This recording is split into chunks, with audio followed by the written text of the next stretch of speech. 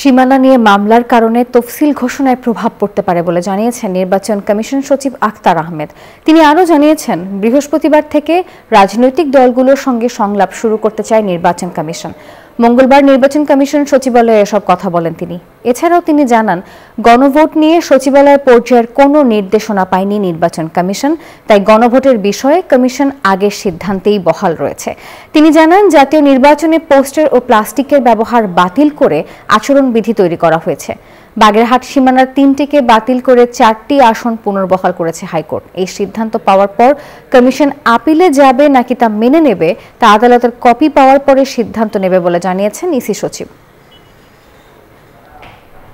নির্বাচন কমিশন নির্ধারণ করে গেজেট করেছিল, সেই ৩টা কনস্টিটিউয়েন্সি যে সিদ্ধান্ত এটাকে বাতিল করে ৪টাই পুনর্বহাল করা হয়েছে। এ ব্যাপারে আপনারা জানতে চেয়েছিলেন যে আমাদের অবস্থানটা কি।